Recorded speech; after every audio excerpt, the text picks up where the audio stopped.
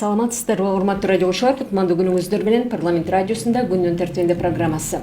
Жогорку кеңештин жыйынында бүгүн көпчүлүк депутаттар кайрылган маселе бул акыркы мезгилде күч алып бараткан алдамчылардын торуна чалдыкпоо боюнча маселе болду. Бул жаатта каржылык сабаттуулугу барлар абайлабаса, көпчүлүк элге мунун залакасы тийип калып жатат окшойт. Ошондой эле чет элдик компаниялардын дагы ушундай торуна түшкөн жарандарыбыз жок эмес экендигин депутат Кубанычбек Самаков белгиледи. Андыктан студияга кабыл алып жатабыз. Сизде саламатсызбы? Саламатсыздарбы? Ушул багытта сөздү толуктап берсеңиз. Бүгүн жогорку кеңеште ошол эл аралык жана Кыргызстан ичиндеги шылуулар жөнүндө көп маселе көтөрүлдү. Биздин кыргыз жарандарыбызды ошол финансылык калсыздыгы менен пайдаланып, финансылык ошол безграмотности менен колдонгон шылуундардын кичине жөнгө салуу боюнча, ошолорду кыскартуу боюнча, жоготуу боюнча маселе көтөрүлдү. Алардын арасында биздин Кыргызстандын 4000 жаранын Европага алып чыгып виза алып беребиз, ошол жерде иш менен камсыз кылабыз, ошол жерде иш жүргүзгөнгө мүмкүнчүлүк беребиз деп 25 000 сомдон жалпы 100 миллион сомго чейин акчасын чогултуп алып, айткан сөздөрүн аткарбай качып кеткен Евро Хантер деген компания бар экен. Ошол адамдар бизге көп кайрылып, ошонун маселесин бүгүн көтөрдүк.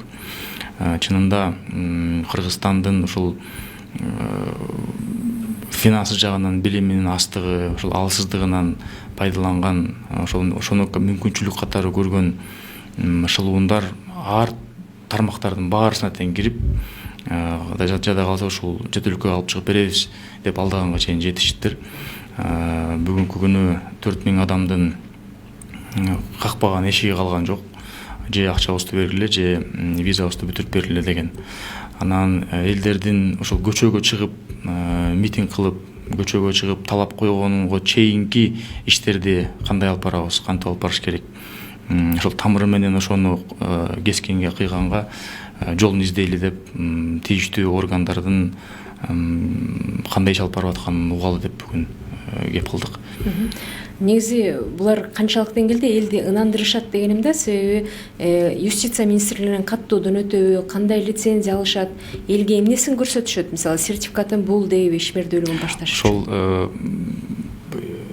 конкретно Евро Хантер деген компаниянын ишмердүүлүгүн Минсоцтруда токтоткон экен. Министерство юстиции лицензиясын отзывать эткен экен. Ички иштер министрлигибиз тергөө жүргүзүп атты, иш козгоп алып. Ошого карабастан реклама кылып, кайра ошол 4000дин үстүнө дагы кошуп, элдерди чакырып, бүгүнкү күнгө чейин алдап келаткан учур экен да. Анан мен ушул эфир менен колдонуп, өзүбүздүн жарандарга да айтат элем. Биз ошол чет өлкөлүктөрдөй финансы жагынан грамотностьту көтөрсөк, баягы бекер тамак иш жерде болбойт. Оңой акча иш жерден табылбайт. Анан бир келишим түзүп, же болбосо ошондой бир кадамгылардын астында документтерин текшерип, ар жагындагы келечегин карап, бир сере анализдеп көрүп, анан келишимге кол койгонго барса деп суранат элем да. Анткени бул азыр эле бир эле компанияда эмес, жана айттым го, ар бир тармакта ушундай шылуундар баягы суу жолун табат дегендей элибиздин ушундай алсыздыгы менен колдонгон ар бир тармактын ичине кирип кеткен да. Курулуш компанияларды айтпай эле коеюн. Анан ошондо уланба медалдын ар жагы бар. Биздин жарандар дагы ошол документин текшерип, өзүбүз илгертен көнүп алганбыз да. Азыр эптеп макул арзан экен же бекер экен ала берели. Анан кийин кандай болсо чечип алабыз деген шарттан кайтышыбыз керек. Анткени бүгүнкү күндө ошол азыркы өкмөттүн алып барып аткан иштери бүт толугу менен ошону кайра ордоруна келиштирүү багытында жүрүп атат. Баарын тең мыйзамдаштыруу багытында жүрүп атат. Анан элдин өзүнүн дагы мындай билими ошол жактан ошол кичине карап көргөнү күчөш керек да. Алдамчылык ар бир тармакта кезигип атат деп айтып атасыз. Мисалы бүгүнкү жыйын жүрүшүндө депутаттар жанагындай онлайн насыя алуу боюнча дагы маселе көтөрүштү. Ошол багытта сиздердин комитетте каралган учурлар барбы? Онлайн насыя негизинен ушул жана телефонго чалып биздин жарандарды алдап атышпайбы? Келе калгыла акча берип атабыз же кредит оформлять этип атабыз деген. Ошол мен биздин Кыргызстандагы болгону бир 10-15 банкыбыз бар. ошолордун баягы жаңы нововведение киргизип аткан менен сырттагылар пайдаланышат.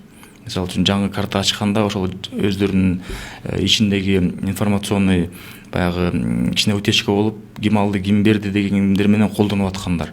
Ошол жагындагы банктар кичине өз тарабынан коопсуздугун карашса, андан тышкары банктар өздөрү ошол элди маалында учур менен маалымдап турушса, ушундай операция болбойт, же болбосо ушундай бир келишимдин негизинде бир операция жүрдү же жүрбөдү дегенди элге көбүрөөк жайылтып тактап берип турса деген, ушундай берип турса ушундай учурлар азаят беле дейм да.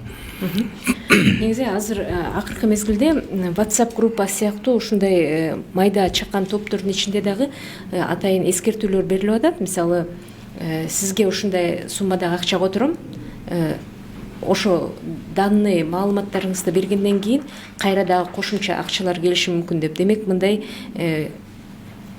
мышыкка чычкан болгону ордуна абайлаш керек деген. Мисалы үчүн мындай конкреттүү түрдө сиз же мен алсак бирөөгө бекер акча бербейсиз да. Же болбосо бир иш кылып берген ишке конкретный келишим түзүп, анан кийин иш алып барасыз. Анан ошол туура айтасыз, бесплатный сыр бывает только в мышеловке дейт.